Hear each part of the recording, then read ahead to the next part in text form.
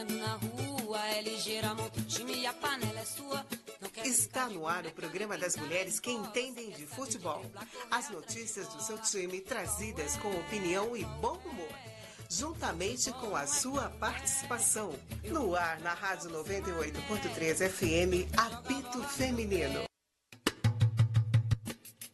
Essa música é dedicada a todas aquelas meninas. Fala, galera! Estamos no ar com o programa Apito Feminino. Não esqueça de curtir a nossa página no Facebook, Curitiba Mais FM, o Instagram, @CuritibaMaisFM. E não esqueçam de compartilhar também a nossa live.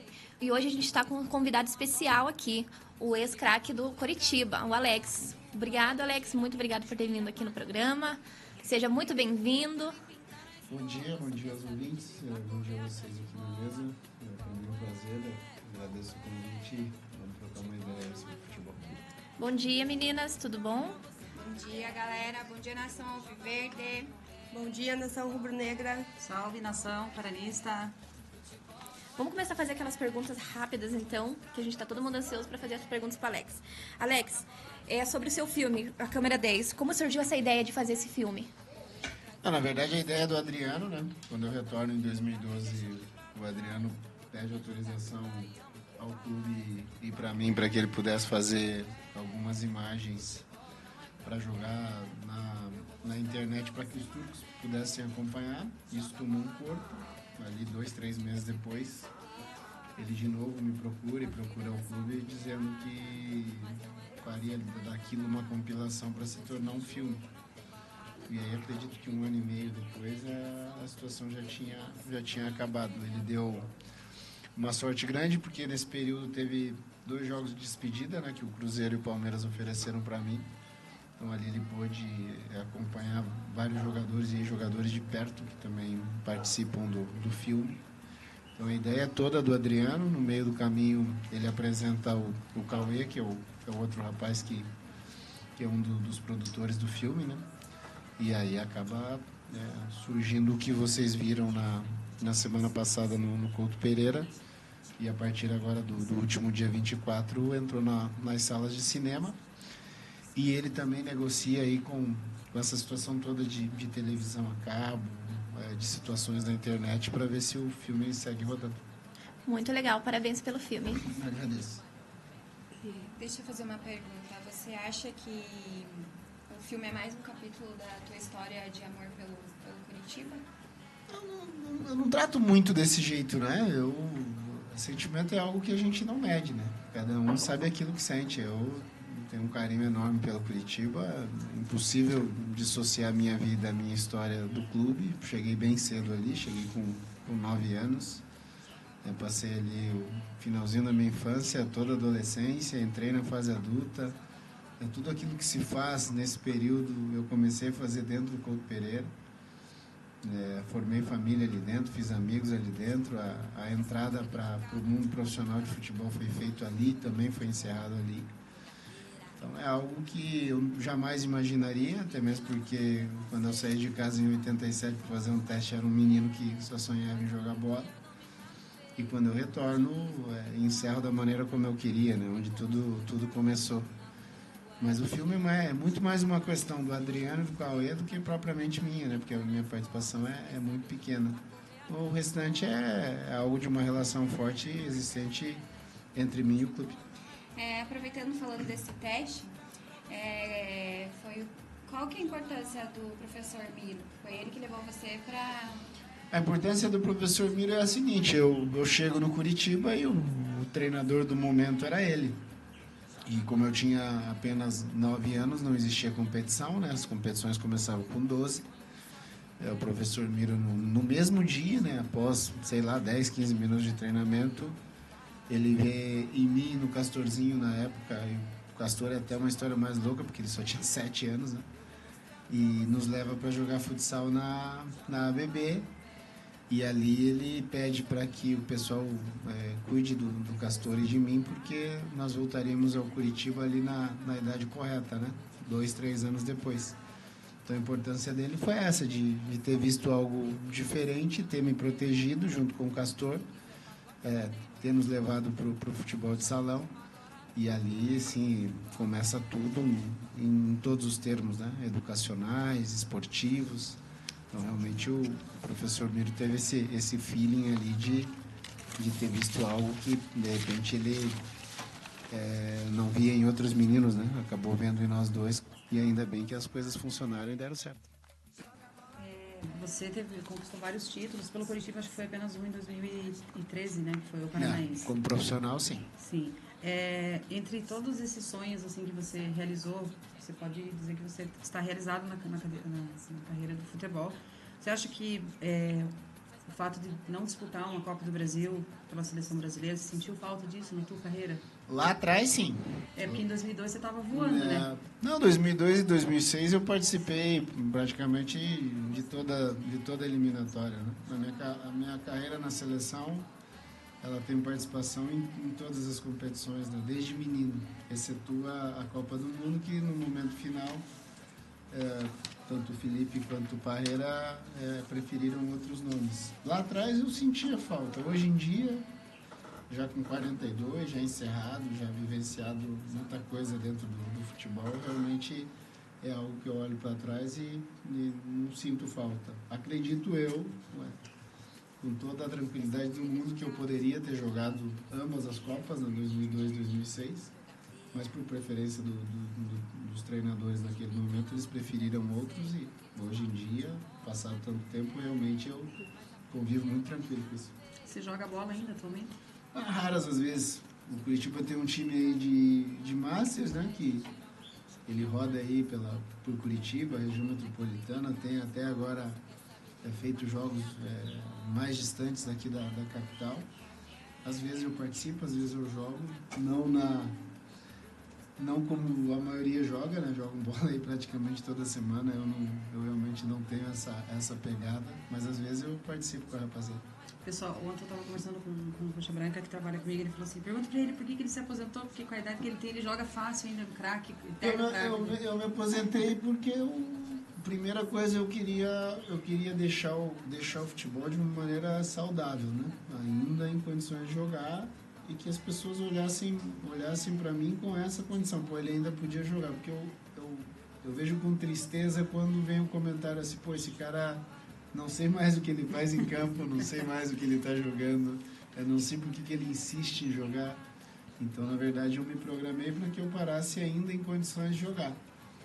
Mas eu já não tinha mais cabeça para vivenciar o dia a dia do futebol, porque realmente é muito difícil, não é algo simples. Mas, assim, fisicamente falando, eu acredito que se eu tivesse seguido treinando, eu poderia jogar mais um tempinho. Assim. Deixou a torcida com um gostinho de que era mais. Né? Na verdade, essa era a ideia, de que olhassem e falassem, pô, esse cara podia jogar mais um pouco ainda.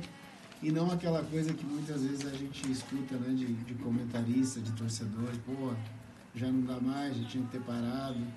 Então, tem que pendurar chuteira. Realmente eu não dei esse prazer para algumas pessoas, né? Então isso também foi algo que eu programei para terminar com a cabeça boa. Você fez recentemente um curso pela CBF de técnico. Você tem a intenção? Vou fazer o curso final, que é ano que vem, né? Porque estágio no Curitiba? Fiz um acompanhamento, né? Dentro da licença que a CBF oferece.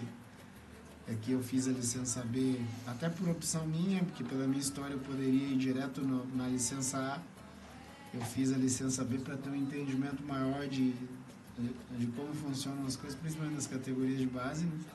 E eu tenho que fazer algumas horas, eram 40 horas de acompanhamento, eu acabei fazendo no Curitiba, acompanhando ali a meninada, né, as comissões das categorias menores do Curitiba. Foi uma experiência boa, experiência agradável. E o ano que vem eu vou para outro passo, que é a licença A. Vou ter que fazer o mesmo processo, só que aí acompanhando algum treinador do time principal. Ainda não sei onde vou fazer, para que eu tenha as credenciais protocolares, né? Caso eu realmente decida retornar ao futebol, essa situação protocolar eu já tenha resolvido. Mas você tem essa vontade? Às vezes tenho, às vezes não tenho, né? Às vezes tenho muito mais, às vezes tenho bem pouco. A vida do futebol é uma vida muito complicada, você tem de novo abdicar de algumas situações, principalmente familiar. É algo que eu ainda realmente ainda não tenho decidido 100%. Até porque eu sou muito novo, tenho tempo para isso, acompanho futebol praticamente todos os dias.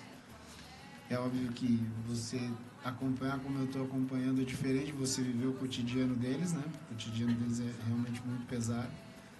Mas ainda não tenho essa decisão. A partir do momento que eu tiver essa situação protocolar, das licenças definidas, aí eu acredito que eu aperte um pouquinho o passo para tomar uma decisão final aí para ver aquilo que vai acontecer.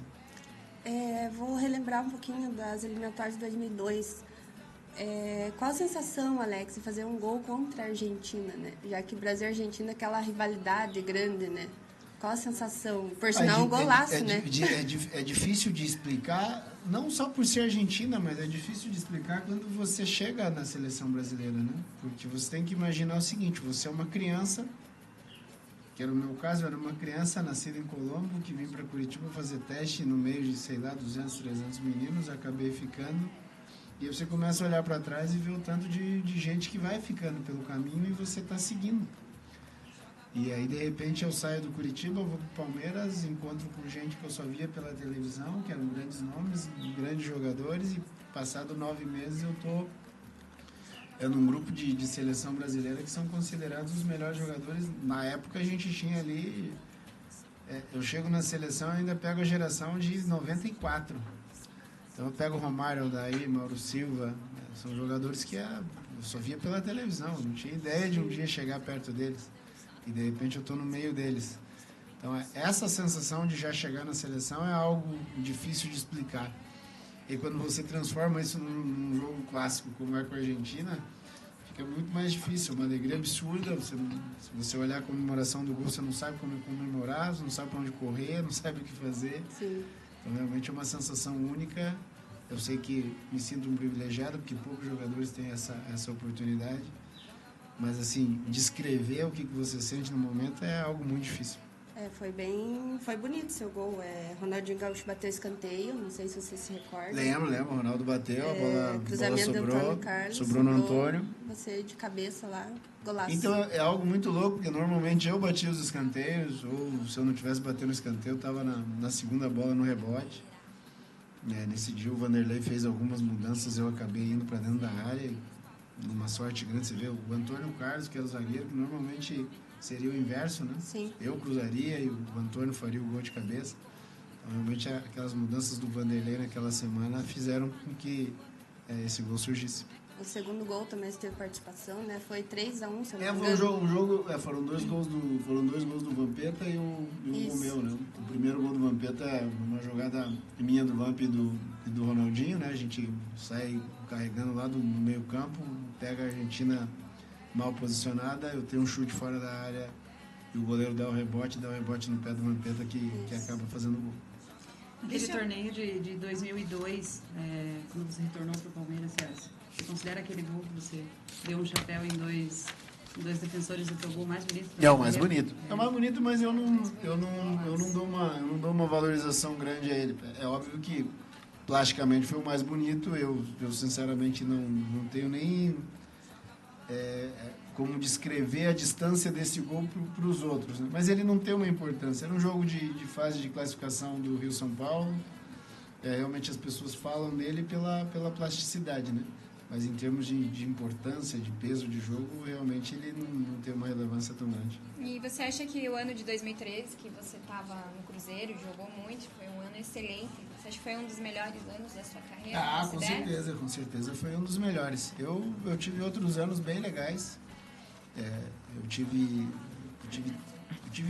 8 anos de sucesso no Fenerbahçe, mas eu tive 3 anos jogando num nível muito, muito próximo àquele de 2003. É uma pena que as pessoas no Brasil não tinham um acompanhamento tão próximo como foi o de 2003, né? Mas eu tive anos importantes parecido com aquele. E falando um pouquinho de ídolo, seu ídolo é o seu grande ídolo do futebol? Meu grande ídolo do futebol é o Zico. Zico? Desde moleque, nunca fui flamenguista. Foi seu treinador também. Foi meu treinador durante 2 anos. Nunca fui flamenguista, mas tinha uma paixão absurda pelo Zico, por aquilo que ele fazia, por aquilo que ele demonstrava. Isso bem pequenininho, menininho ainda ali, antes até de começar a jogar futebol.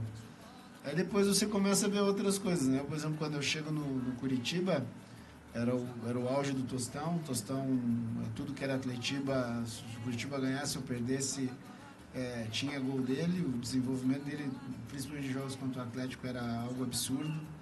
E aí eu começo a ter aquela coisa de ficar acompanhando, de ficar olhando.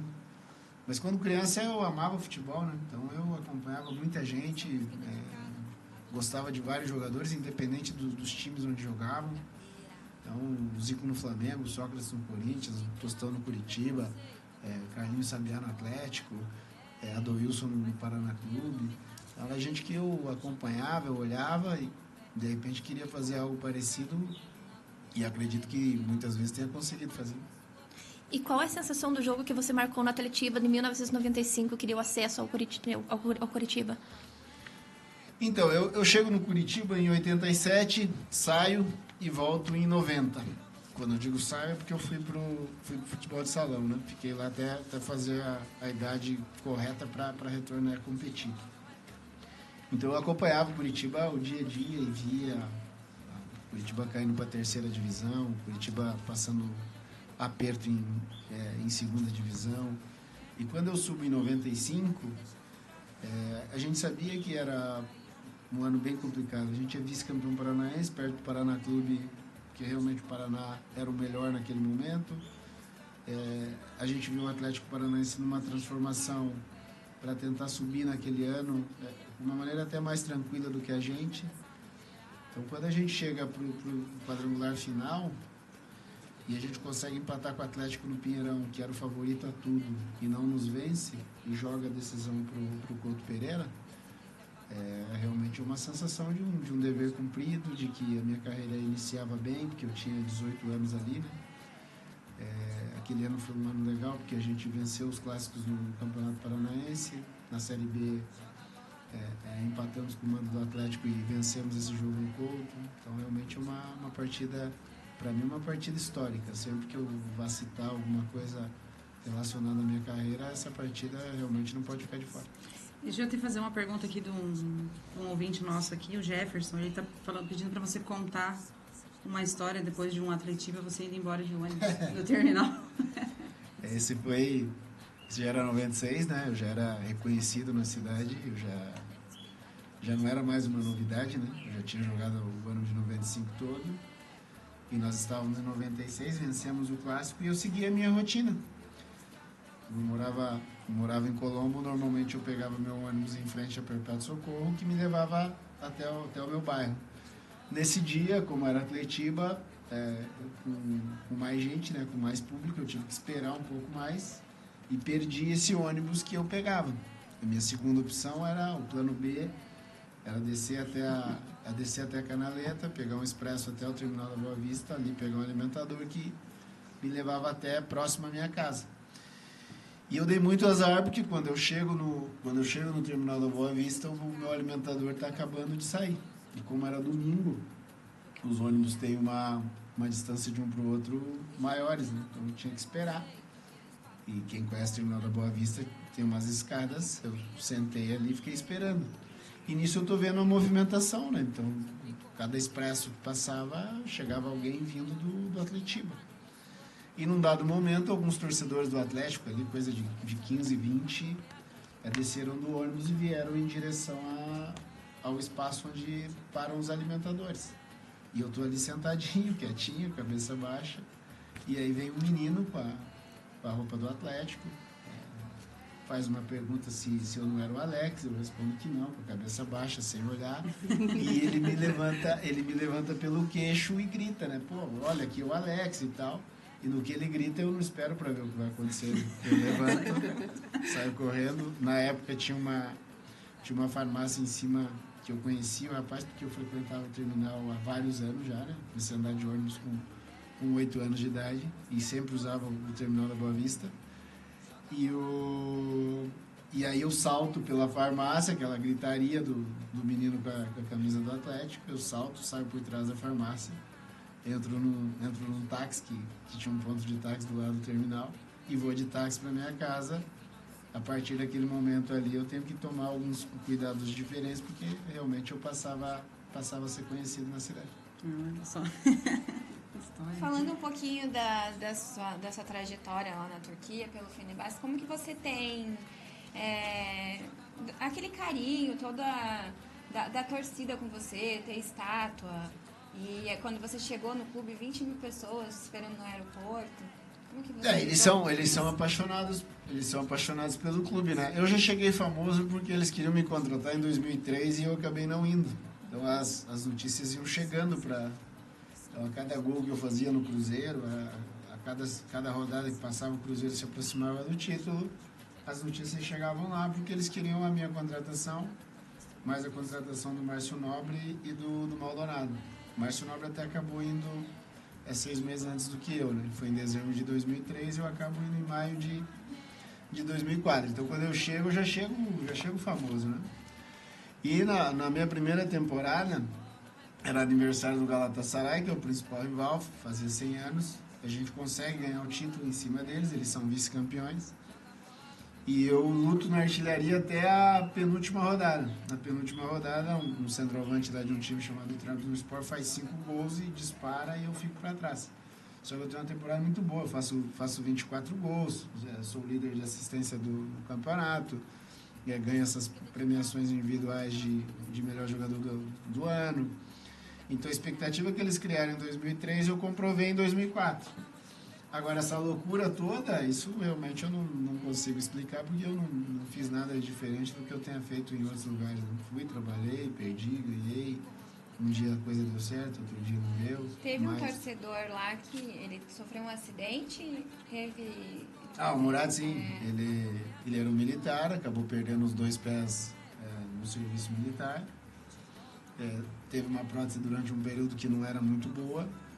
Uma universidade começou a estudar, porque a Turquia, como tem os países vizinhos ali sempre em guerra, né? Sempre acaba acontecendo disso de ter alguma mutilação. E o Murad perdeu os 2 pés, vivia com uma prótese não muito boa, e essa universidade achou uma forma de ter uma prótese mais moderna, uma coisa melhor, que desse uma condição de vida um pouco mais saudável para ele. E ele tinha que escolher um pé de alguém para que esse alguém fosse lá fazer o modelo da prótese. Eu acabei sendo escolhido, o que me deixou bastante emocionado e envaidecido. E aí, num belo dia, os professores da faculdade foram até o centro de treinamento Fenerbahçe. A gente sentou lá durante algumas horas para fazer a prótese do jeito que eles imaginavam fazer. Ficou boa, ficou perfeita, é uma cópia dos meus pés. E hoje ele tem a condição de caminhar melhor, trabalha pedalando. É uma coisa que é uma situação que me deixou bastante feliz porque eu pude ajudar uma pessoa a ter uma condição de vida um pouco melhor.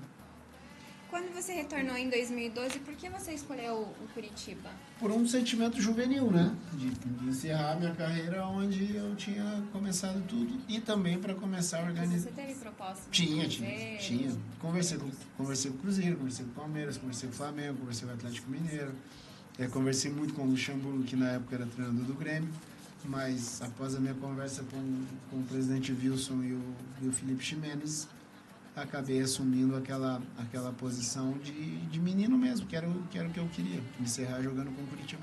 E falando ainda um pouquinho do Curitiba, você acha que o elenco, que o Curitiba, o nosso time agora, tem elenco para o acesso para a Série A? Tem, já demonstrou, vem brigando em cima desde o início. É óbvio que existem aí altos e baixos, teve um período que estava muito mal, teve um período que aí deu uma sequência boa de vitórias, que é o que mantém o time hoje entre os 4. Depois teve aquele período ali onde acaba saindo o Humberto Louser, que também deu uma queda muito grande, várias rodadas sem pontuar. E agora tá nessa gangorra como estão os outros, né? Como está América Mineiro, como está o Atlético. Eu acho que apenas o Bragantino iniciou e seguiu, né? O Sport começou mal, depois deu uma melhorada e se manteve. Os outros estão vivendo nessa irregularidade. A esperança é que nessa reta final Curitiba tem tido mais sorte do que juízo, né? Não tem jogado bem. E o mesmo acontece com o Paraná Clube também, né? Porque estão ali numa briga meio que parecida. Não conseguem jogar bem, principalmente jogando em casa, onde você tem que buscar o jogo.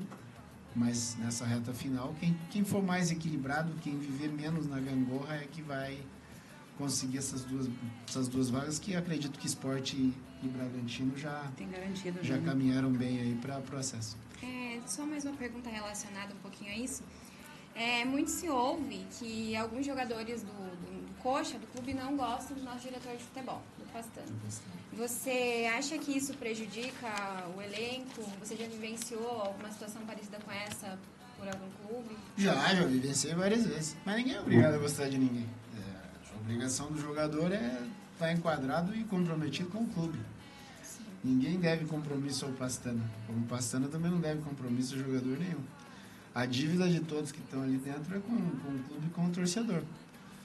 Ninguém precisa sair do CT e jantar junto, fazer churrasco junto. Agora, a partir do momento que estiverem do CT para dentro, a camisa do Curitiba está acima de qualquer coisa. É óbvio que esses boatos sempre existem, principalmente quando existe esse desequilíbrio de resultados. Mas o mais importante é que os jogadores, principalmente os jogadores, né, entendam que tem um compromisso com um clube importante e que esse clube deseja muito retornar à primeira divisão. E isso realmente passa por eles. As outras coisas, boatos, problemas, isso pode até existir. Mas cabe a eles resolverem da melhor maneira possível. Eu vou te fazer uma pergunta pessoal minha, assim. Às vezes acaba acontecendo de você ter algum problema pessoal fora. Você já chegou a levar algum problema pessoal seu para dentro do gramado? Não, sempre separei bem. Sempre consegui separar bem. Conheci jogadores que separaram muito bem. Mas tem jogadores que acabam levando, né? Infelizmente, né? Porque aí a gente tá falando do ser humano, né? Mas eu, por exemplo, já joguei com a minha mãe na sala de cirurgia, já joguei com a minha esposa na UTI, já fui para um jogo Curitiba e Grêmio sem saber se eu voltaria para Curitiba, se a minha esposa estaria viva ou não. Essas coisas acontecem. Histórias igual a minha existem várias. Existem jogadores que, por exemplo, perdem o pai e a mãe e preferem jogar do que ir no velório, do que ir no enterro. Isso é muito pessoal, né? Mas a gente sabe que essas coisas existem, até porque atrás do jogador de futebol, atrás do profissional de futebol, tem uma pessoa e tem problemas como todos nós, né? Como nós 5 que estamos aqui na mesa, como o pessoal que está ali atrás. Agora, cabe ao grupo, cabe ao próprio envolvido entender como é que ele pode resolver essa situação, né? Mas tem briga de casal, briga com pai e mãe, doença do filho, perda de alguém. Então, realmente existem... Não é simples o dia a dia de futebol, até porque a exposição é diária, né? A gente está aqui falando de 3 clubes de futebol, né? Sem saber o que está acontecendo do outro lado, porque a gente aqui fora vive muito em cima de boato, né? Eu costumo dizer que quem está aqui fora sabe, no máximo, 20% do que está acontecendo lá dentro. Então, realmente não é algo simples, mas que eu acredito que tudo tenha solução. Para mim, o maior complicador de futebol é o seguinte: você pega ali um grupo, e no Brasil isso para mim talvez seja o maior problema, os grupos são muito grandes, né? Eu, por exemplo, eu joguei 8 anos na Turquia, o maior grupo que eu peguei tinha 23 jogadores, né? Se precisasse de alguém, você ia e catava nos juniores, catava no juvenis, né? Aqui não, aqui a gente tem grupos aí com 40 jogadores. Como é que você vai lidar com 40 educação diferente? Gente do Nordeste, gente do centro do país, gente aqui da capital, gente da periferia. Personalidade. Gente que foi bem educado, gente que tem uma família boa, gente que tem uma família complicada. Quer dizer, o trabalho de quem está lá dentro, juntar tudo isso é bem complicadinho, não é algo simples de se fazer. Você já fez alguma partida ruim por se deixar influenciar por alguém que você teve algum desentendimento dentro de algum Não. Não, por exemplo, eu fui campeão no Palmeiras com ninguém, falando com ninguém. Assim... Hoje não, né? Hoje já passaram 20 anos, todo mundo se dá, mas naquele período o pau comia todo dia e as relações eram relações difíceis. Eu joguei no time do Cruzeiro, onde todo mundo se dava bem, a coisa acontecia de uma maneira maravilhosa. Eu joguei no Fenerbahçe, onde nós tínhamos dentro do vestiário 9 nacionalidades, que você tinha que se virar de alguma forma para se comunicar bem.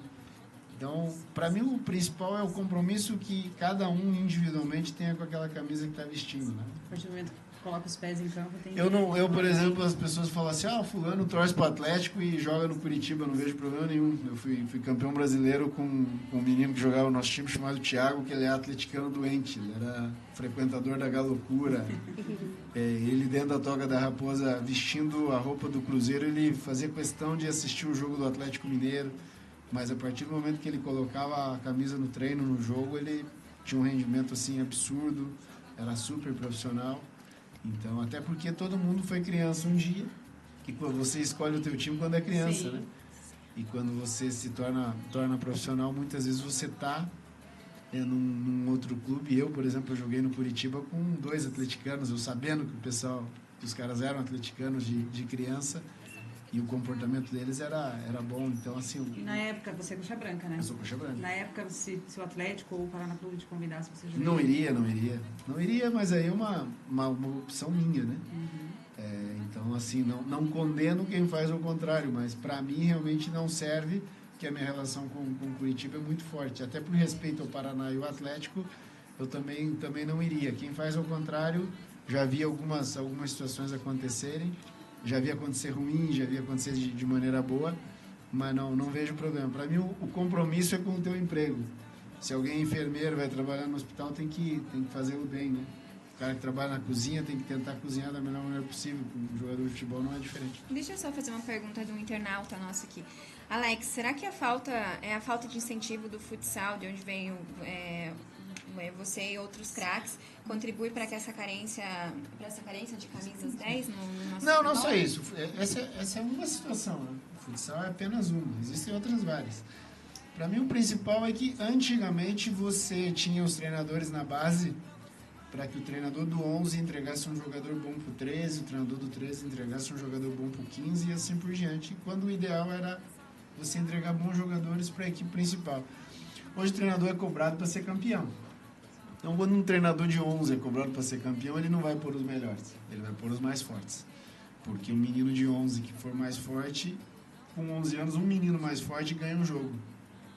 Só que esse de 11 que é mais forte, de repente ele não tem tanta qualidade quanto aquele menorzinho, ele não chega no 14 e no 15. Porque com 14 e 15 aquela força dele já foi igualada e ele não tem tanta qualidade. Quando chega no 15, você já não tem mais o menino mais forte, mas você também tirou aquele menino que tem uma qualidade que era mais fraquinho, você já tirou ele do processo, porque ele também não suporta enxergar que ele tem condição de jogar e não joga durante 2, 3 anos. Porque o treinador está pensando não em formar jogadores para frente, e sim pensando em vencer. Então a questão não está muito mais no treinador, a questão está muito mais em quem comanda daquilo que ele deseja para o clube dele. Se ele desejar ser campeão de 11, a gente vai continuar a ter perda técnica na frente. Agora, se ele desejar que seja um processo evolutivo, aí a gente pode voltar a ter jogadores que tecnicamente foram bons jogadores. Muito bom, a gente vai chamar o apoio cultural, mas antes disso a gente quer agradecer a sua participação aqui no nosso programa do Apito Feminino. Vamos dizer que é o primeiro programa apresentado por mulheres, né, aqui em Curitiba.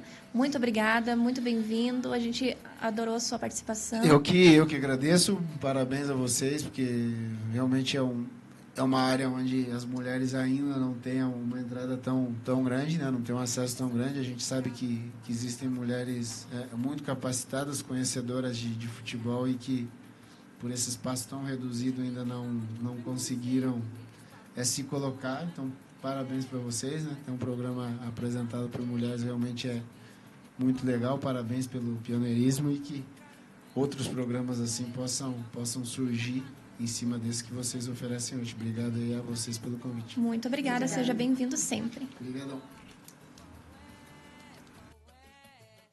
Futebol não é pra mulher, eu vou mostrar pra você qual é. Você está ouvindo Apito Feminino, o programa das mulheres que entendem de futebol, aqui na Rádio 98.3 FM. Futebol não é pra mulher.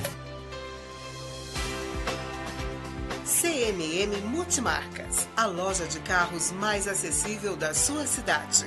Veículos novos e seminovos, importados e nacionais, todos revisados e com garantia. Venha!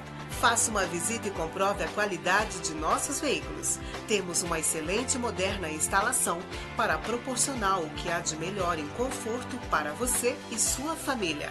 CMM Multimarcas, Rua Pedro Gusso, 3229, na SIC. Telefone 389-5219 ou pelo site cmmmultimarcas.com.br.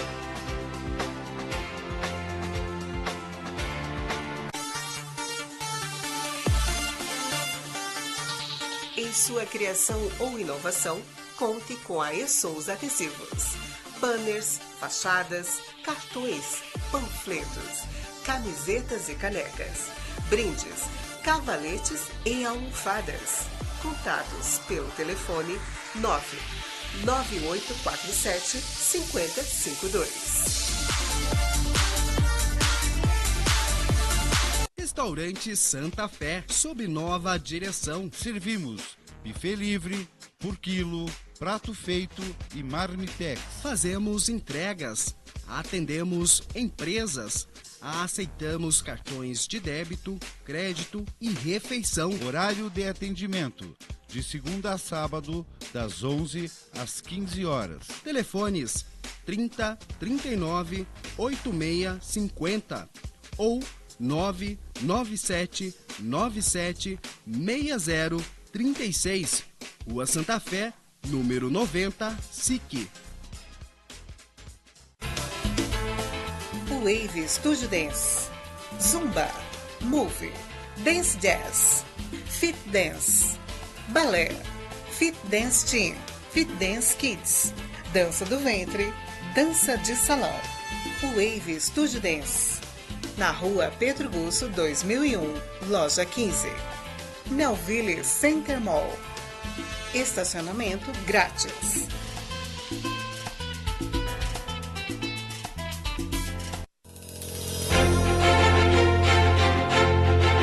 Você já pensou em adquirir o seu imóvel e ainda viajar para a Europa? Quer saber como? Basta adquirir uma cota de imóveis da Yamaha Consórcio. São diversos prazos para pagar e a Yamaha Consórcio tem uma das menores taxas do mercado. Não cobra taxa de adesão e nem fundo de reserva. Adquira já sua cota e não fique fora dessa. Essa é a Yamaha Consórcio, construindo sua história com você. Maiores informações com José Gruber via WhatsApp 041 99979 5413.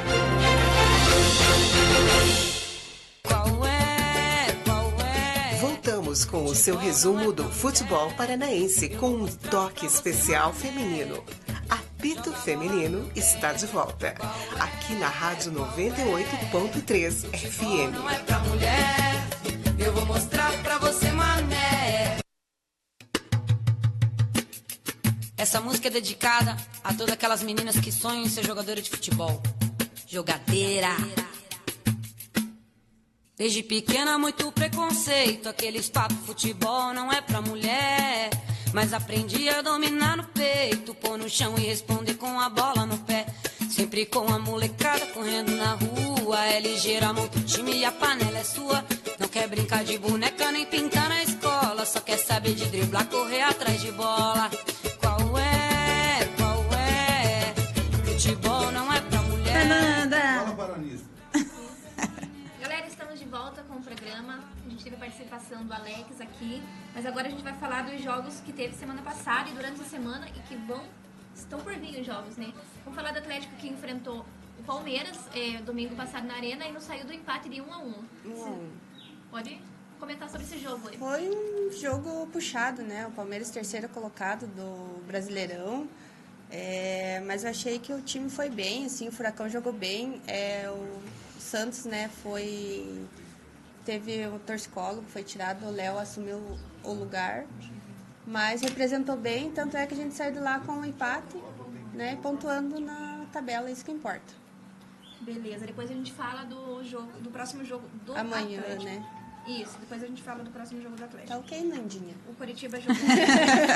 Ok, Nanda. Fala, Google. O Coritiba jogou contra o Operário quinta-feira agora, também não saiu do empate de 0-0 em casa, aqui no Couto Pereira. Na verdade, foi um primeiro tempo horroroso do nosso time, sofrendo com o contra-ataque do Operário. O estádio com quase 20 mil pessoas e eu acho que essa vitória era importante para o Curitiba garantir esses 3 pontos para se manter no G4.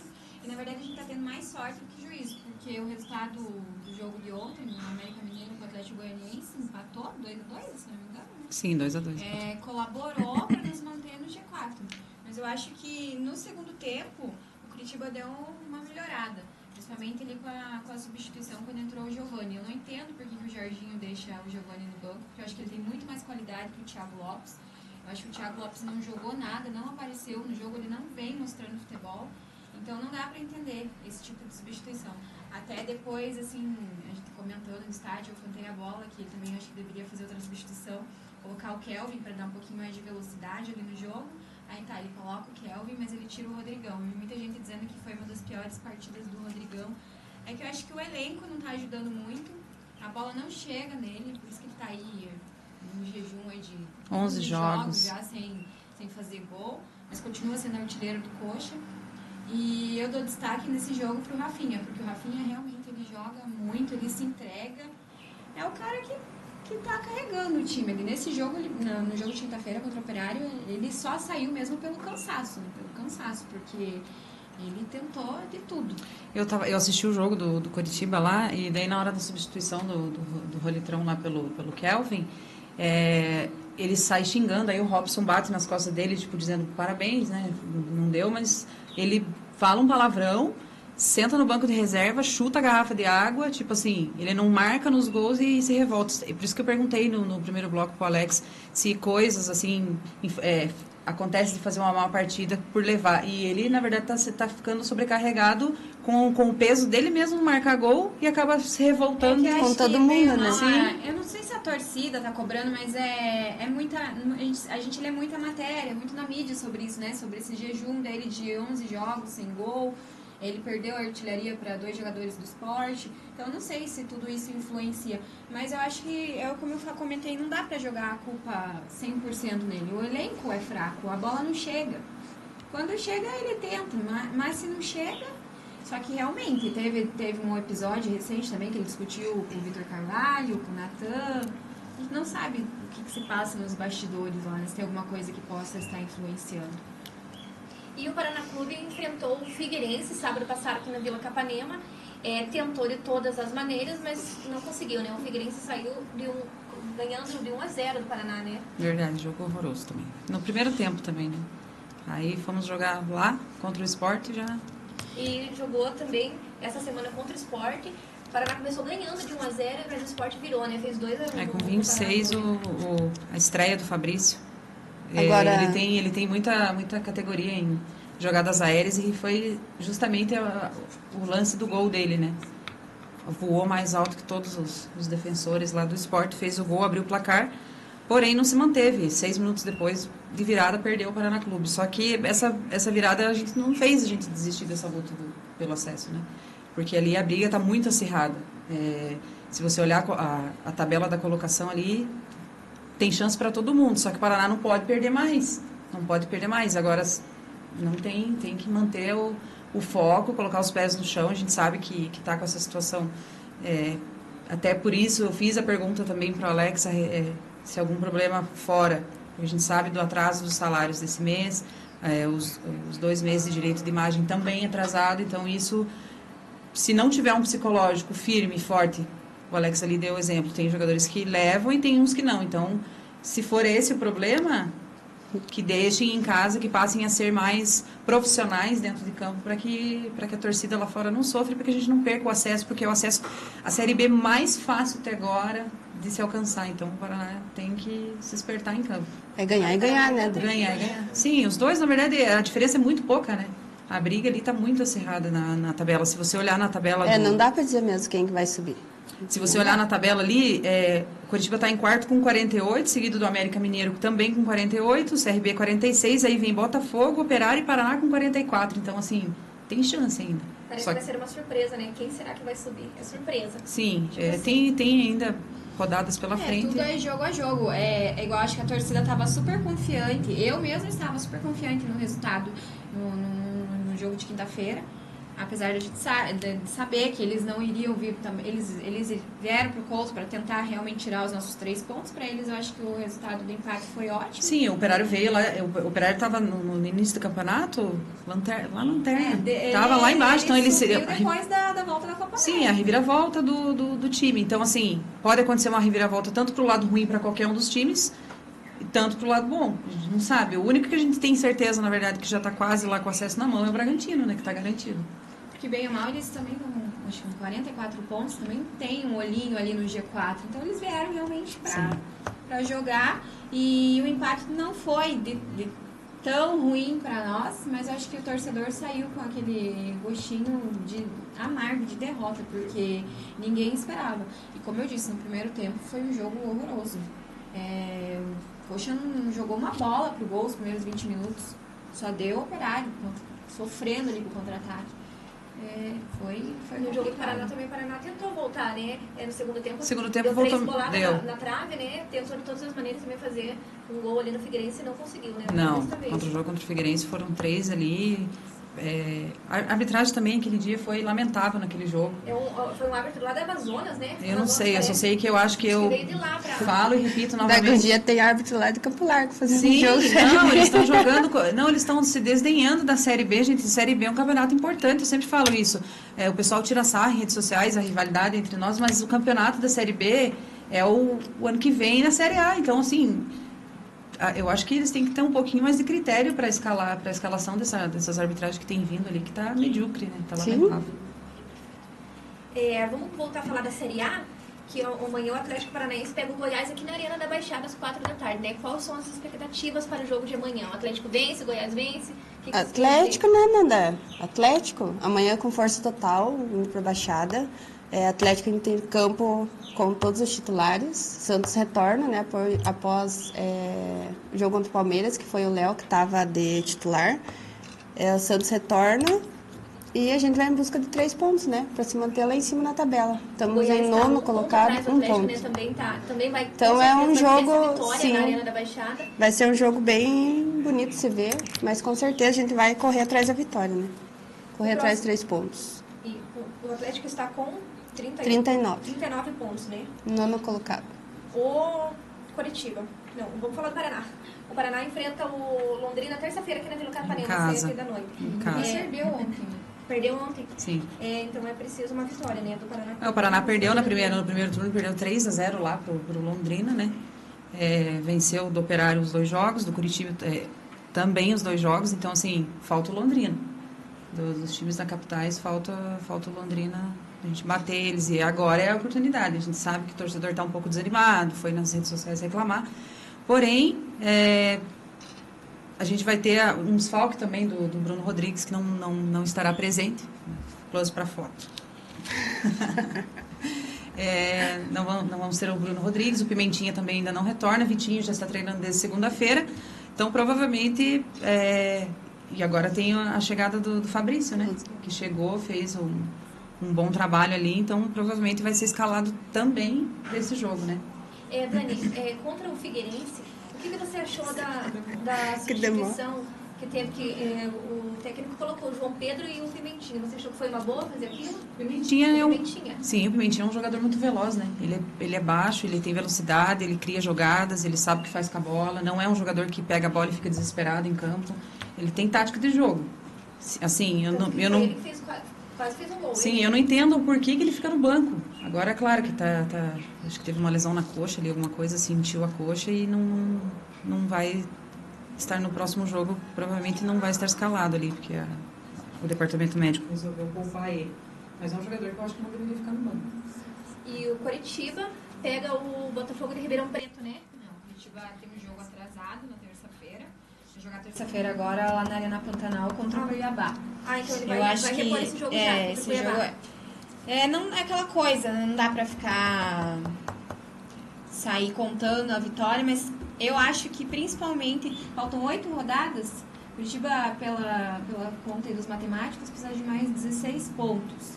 Então a gente teve um empate quinta-feira. O Cuiabá acho que é um time que não tá no meio da tabela? Tá no meio? Cuiabá tá lutando ali acho que só pra. Não tá lutando. Eu não gosto muito de falar em números de matemática assim, porque o Cuiabá acho que tá em 11º, se eu não me engano, com 39 pontos. Então, mas eu acho que é um jogo que vai ser um jogo importante, decisivo. E além de encarar o Cuiabá, num horário diferente. O jogo vai Só ser que lá é muito... 10h30 da noite, então, e encarar o calor. Porque eu acho que essa parte aí... Pra você ter uma ideia, no jogo que o Paraná foi lá contra o Cuiabá, o Thiago Rodrigues, num jogo, perdeu 4 quilos, gente. Você imagina, o goleiro que fica... O goleiro, ele tem o trabalho dele, mas ele não fica se movimentando o jogo todo. Se ele perdeu 4 quilos, você imagina o desgaste físico dos outros jogadores, porque lá é muito... Então, mas como não fez o serviço dentro de casa, agora não conseguiu a vitória quinta-feira, eu acho que se quer conquistar o acesso, se quer tanto acesso, não tem desculpa. Que vai ter que jogar lá com o calor que tiver, o horário também, que é um horário diferente, 10h30. Eu sou contra, né, esse muito horário tarde. de jogo muito tarde. Mas, André Luiz, 2-0 pra nós. De parar com essa implicância ali de Você viu lá? colocar... Não vi? Veja lá. E joga fora de casa, então vai ter 2 jogos fora de E casa. 2 jogos seguidos. Terça-feira joga o Cuiabá e sexta-feira já enfrenta o Botafogo lá em Ribeirão Preto. O Botafogo está em 7º lugar, também está lutando ali, né, para tentar conseguir o acesso, então é importante que o Curitiba vença os 2 jogos para se manter ali, né?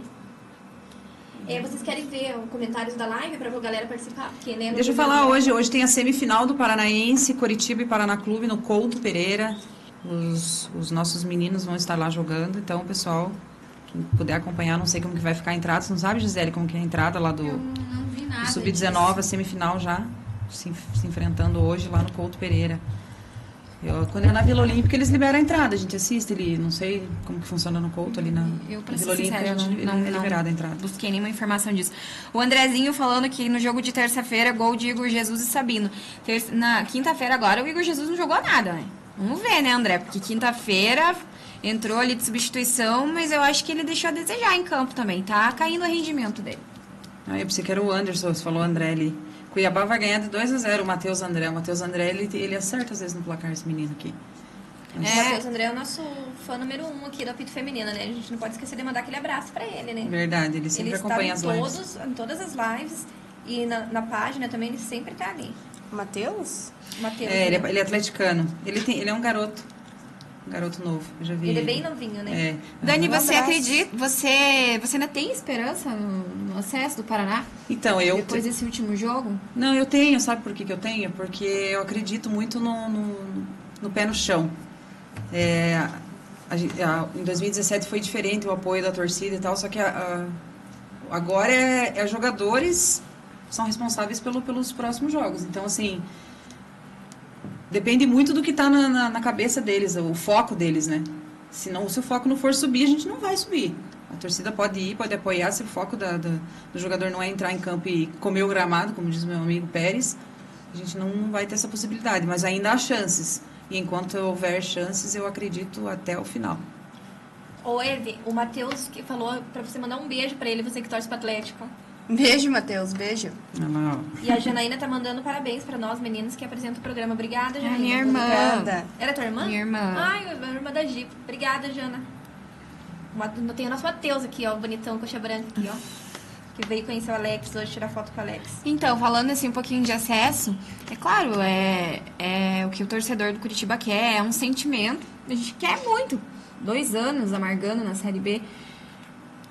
Mas tem horas assim, sabe, que principalmente depois de quinta-feira, cada jogo é um jogo diferente, é uma ansiedade, é uma situação diferente.